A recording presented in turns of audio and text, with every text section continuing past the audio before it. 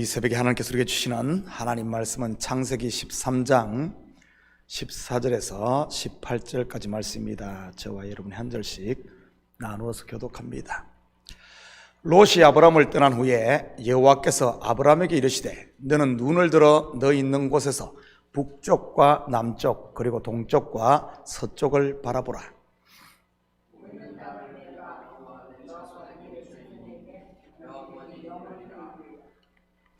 내가 내 자손이 땅에 티끌 같게 하리니 사람이 땅에 티끌을 능히 셀 수 있을진데 내 자손도 세리라.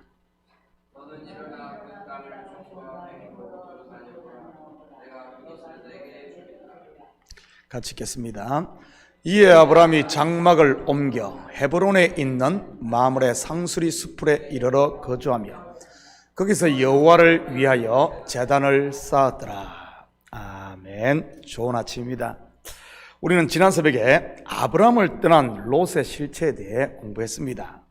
처음에는 상속자처럼 보이지만 참된 상속자가 아닌 율법을 상징하는 인물이라고 했지요. 롯만 그런 것이 아니라 롯 다음에 오는 엘리에셀, 이스마엘도 마찬가지고요. 그렇다면 참된 아브람의 상속자는 누구입니까? 바로 약속을 따라 난 이삭인 것입니다. 그렇다면 우리에게 롯과 엘리에셀 그리고 이스마엘은 없을까요? 떠나보내고 잘라내고 내려놓아야 할 것들 말이지요.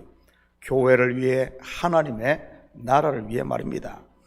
그것 내려놓지 않으면 어떤 일이 일어난 줄 아십니까? 바로 다툼과 분쟁인 것입니다. 아브라함이 그러지 않았습니까? 롯 때문에 그랬지만 나중에 또 이스마엘로 인해서도 같은 일이 일어납니다. 가정의 분쟁 말이지요.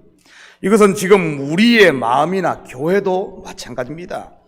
어찌 어둠과 빛이 공존할 수 있겠으며 참과 거짓이 함께할 수 있으며 율법과 진리가 섞일 수 있겠습니까? 은혜와 진리 앞에 율법의 저주는 더 이상 설 자리가 없게 되는 것입니다. 혹시 아직도 그런 육신의 생각들 끌어안고 있음으로 인해 마음에 갈등이 있는 분이 계시다면 이제는 내 속에 있는 롯을 떠나보내므로 자유할 수 있기를 축복합니다. 그게 사는 길이니까요. 14절입니다. 롯이 아브람을 떠난 후에 여호와께서 아브람에게 이르시되 너는 눈을 들어 너 있는 곳에서 북쪽과 남쪽 그리고 동쪽과 서쪽을 바라보라. 아브람이 롯을 떠나보내는 결단이자 하나님께서는 그때서야 아브람에게 말씀하시는 것을 보게 됩니다. 영적으로 보면 이것은 무엇을 말하는 것이겠습니까? 롯, 곧 육신의 생각인 자기에 매여 있는 동안에는 하나님의 말씀이 들리지 않았다는 말과 같은 겁니다. 속에서 일어나는 자기 욕망의 소리밖에 듣지를 못하는 것이지요. 하와도 그러지 않았습니까? 이러한 상태를 성경은 귀가 먹었다고 하는 것이고요. 귀가 먹었으면 어떻게 해야 합니까? 바로 귀의 할례를 받아야 하는 것입니다. 쥐고 있던 것을 십자가 앞에 내려놓음으로 말이지요. 지금까지 아브라함과 롯, 그 넓은 땅이 동서남북에 펼쳐져 있음에도 그것을 보지 못하고 둘이 싸우고만 있었던 것 아닙니까? 우리 속담에도 있던 도토리 키재기를 하고 있었던 것이라고는 할까요? 왜 그랬겠습니까? 자기 속에 갇혀 있었기 때문인 것입니다. 그런데 아브라함이 롯을 떠나보내자 하나님의 약속을 다시 붙들게 된 것이고요. 그것이 동서남북을 바라보는 것입니다. 베델과 아이 사이가 그에게 준 땅의 전부가 아닌 가나안 전 지경뿐만 아니라 애굽 변방에서부터 네게브 그리고 유프라테스 강 유역부터 해서 해지는편 대까지 하나님께서는 아브라함에게 주셨는데 지금까지 그것을 못 보고 있었던 것이지요. 이것은 지금 우리에게도 마찬가지인 것입니다. 우리 참교회를 이곳에 세우신 목적이 우리끼리 잘 먹고 잘 사는 것일까요? 마음 맞는 사람끼리 몇 명이서 말이지요. 아닙니다. 우리에게 복을 주시고 교회를 부흥케 하시는 이유는 이웃을 섬기고 전도하며 선교함으로 땅끝까지 복음을 전하기 위함인 것입니다. 그리고 우리에게 주신 복들을 마음껏 누리고 함께 즐거워하는 것이지. 이곳에 세워진 교회는 그것을 위한 일종의 전초기지와도 같은 것입니다. 그래서 제가 새신자 교육을 할 때 반드시 교회의 5가지 사명을 가르칩니다. 물론 여기 계신 분들이야 다들 아시겠지만 다시 한 번 더 복습을 하면 교회의 사명 5가지. 첫째는 예배를 통해 우리가 거룩하게 되시는 거룩하여. 둘째는 성도들 간의 아름다운 교제를 통한 온 교회가 함께 가족이 되는 가족하여. 셋째는 훈련을 통한 제자와, 그래서 잘 듣고 배우기에 힘써야 되는 겁니다.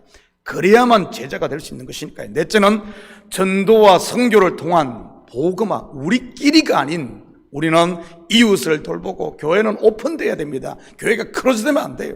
교회는 오픈돼서 이웃을 섬기고 더 나아가 선교해야 되는 것이죠. 마지막이 가진 달란트, 우리 성도들 한 명 한 명이 가진 달란트를 잘 개발해서 그것을 교회 각 부분에서 교회를 섬기는 전문화가 일어나야 하는 겁니다. 교회가 자기라는 율법에 갇히게 되면 이러한 사명들을 다 잃어버리고 몇 명이서 모여 끼리끼리 자기 마음 어떻게 보면 신세 타령이 나고 그거나 위로받으려고 하는 이런 세상 계모임으로 변질되고 마는 것이지. 롯을 떠나보내지 않으면 말이지요, 저는 우리 식구들이 내 속에 있는 옛사람 곧 롯을 떠나보내는 이런 결단을 통해 하나님께서 주신 이런 복들을 마음껏 누릴 수 있기를 축복합니다. 15절입니다. 보이는 땅을 내가 너와 내 자손에게 주리니 영원히 이르리라. 여기에도 성경의 핵심 원리가 나옵니다. 바로 잃어야 찾는 lost and found 말이지요. 롯을 떠나보내고 물이 풍성하고 기름진 평지를 아브라함이 포기하자 주어진 것이 무엇입니까? 동서남북에 보이는 모든 땅. 이것은 단순히 눈에 보이는 부동산만을 말하는 것이 아닙니다. 구속 역사에서 이 동서남북은 온 나라와 민족과 족속과 방언 곧 하나님의 백성 전부를 말하는 것이지. 그리고 내 자손에게 준다는 의미도 단순히 아브라함의 육신의 자녀인 유대인들만을 말하는 것이 아닙니다. 아브라함의 자손으로 오실 예수 그리스도를 일컫는 말로 모든 하나님의 백성이 예수님을 통해 구원 얻을 것을 말하는 것이지요. 그래서 마태복음 첫 구절이 아브라함과 다윗의 자손, 아브라함과 다윗의 자손 예수 그리스도의 세계라고 말하는 것입니다. 16절입니다. 내가 네 자손이 땅에 티끌 같게 하리니 사람이 땅에 티끌을 능히 셀 수 있을진데 내 자손도 세리라. 여러분, 셀 수 있다는 말입니까? 아니면 셀 수 없다는 말입니까? 여러분, 땅에 티끌을 셀 수 있습니까? 다른 부분에서는 하늘의 별과 같이 바다의 모래처럼 많게 하신다고 묘사를 했지요. 하늘의 별, 바다의 모래 셀 수 있을까요? 셀 수 없습니다. 이 말은 단순히 숫자가 많다는 말을 넘어 누구만 안다는 말입니까? 하나님의 자녀를 누구만 안다는 말이에요. 바로 하나님만 안다는 말입니다. 그리고 또 아는 사람은요, 바로 구원받은 자기 자신만 아는 겁니다. 요한계시록 2장 17절입니다.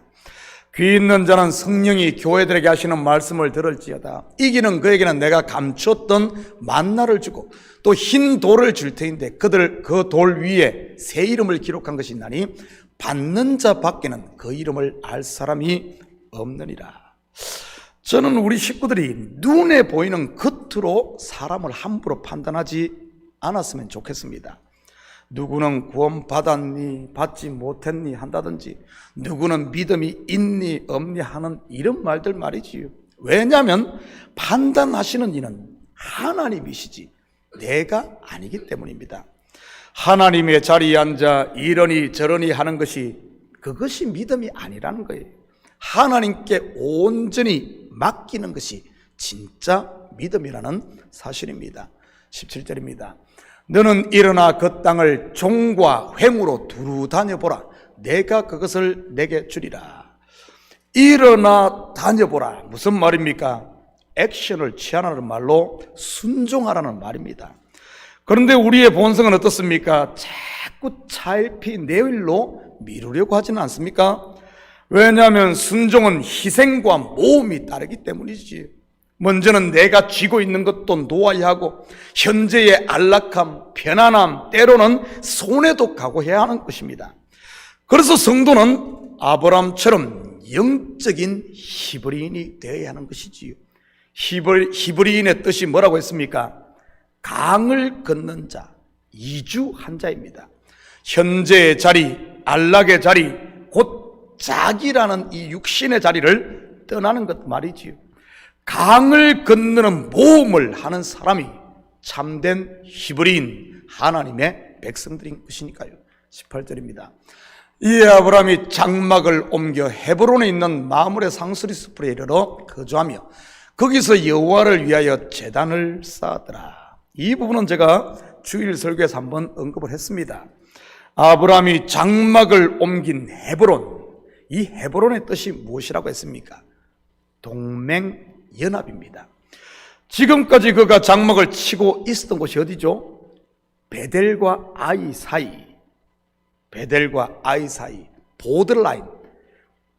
다시 말해 베델 곧 하나님의 집도 아니고 그렇다고 아이 곧 세상도 아닌 중간 지점이었습니다. 한마디로 성전의 뜰만 받고 있던 그런 상태라는 말이지요. 성도는 성전 뜰에 왔으면 성소를 지나 성소에서 떡을 먹고 빛을 보면서 분향단과 함께 기도하고 그리고 지성소로 들어가야 하는 것입니다. 그런데 그런 그가 조카 롯을 떠나보내고 하나님의 말씀을 듣고 순종하자 헤브론 곧 하나님과 연합하게 되었던 것입니다. 다시 말해 하나님과 연합이 일어나는 지성소에 들어갔다는 그런 말이지요. 이 말 속에는 롯을 놓지 않고는 절대 하나님과 연합할 수 없다는 그런 의미이기도 합니다. 두 마리 토끼를 잡으려고 하는 것들 말이지요. 사실 우리의 신앙생활이 힘들다고 느껴지는 가장 큰 이유가 바로 롯을 놓지 않고 끌어안고 있어서 그런 것 아닙니까? 그러니 이곳에서 못 속하고 저곳에도 못 속하는 광야만 헤매고 다니는 것이지. 출애굽기와 민수기를 보면 이스라엘의 광야 40년 생활이 소개되고 있습니다. 그들의 광야 40년을 한마디로 정의하면 무엇이든가요? 불평과 불만, 그러다가 결국 거기서 죽는 것 아닙니까? 우리 가운데 그러고 계신 분은 없습니까? 은혜와 평강의 하나님의 나라를 누리지 못하고 항상 이 속에 뭔가 투덜투덜 불평과 불만, 그것 가지고 매 똑같은 말만 반복하면서 계속 그러고 있는 분들 말이지요. 언제까지 그러고 있겠습니까? 다른 사람도 아닌 1만 달란트 탕감받은 하나님의 거룩한 백성이 말이지요. 그리고 아브라함이 장막을 친 곳이 어디입니까? 마므레 상수리 나무숲입니다. 마므레는 늦은 비라는 뜻이지요. 그러면 이른 비는 뭐죠? 모래. 이른 비가 율법을 상징한다면 마므레 곧 늦은 비는 은혜를 말하는 것입니다. 롯을 떠나보내고 헤브론으로 옮겨 마므레 상수리 숲에 쌓은 제단, 바로 은혜로 드린 신령과 진정의 참 예배인 것이지요.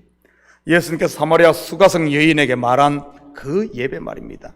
이것이 바로 지금 우리가 드려야 할 참 예배, 영과 진리로 드리는 예배인 것입니다. 사랑하는 성도 여러분, 오늘 하루도 내 속에 있는 롯을 떠나보내므로 우리의 영의 눈이 열리고 귀가 열려 하나님의 음성을 듣고 그분의 말씀에 순종함을 통해 내 속의 헤브론 곧 그리스도와의 참된 연합을 통해 영과 진리의 참 예배의 삶을 사는 이런 복된 하루가 되시기를 예수님의 이름으로 축복합니다. 같이 기도하십시다.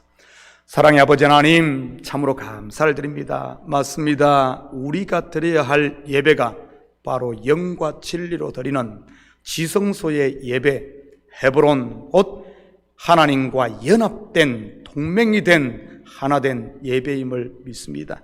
하나님, 우리가 이 예배를 드리기 위해 우리와 하나님 사이를 가로막고 있는 롯이 있다면 육신의 생각, 내 생각, 옛 생각, 미움과 시기와 질투와 이런 것들이 있다면 이제는 떠나보내게 하시고 아버지 한 비고 빈 그 마음에 아버지암 동서남북의 이 하늘의 축복이 가득 채워지는, 충만으로 채워지는 역사가 있게 도와주시옵소서. 오늘 우리 성도들 발걸음 발걸음마다 복되게 하시고 아버지람 주님과 동행함으로 말미암아 그곳에 하나님의 영광이 드러나는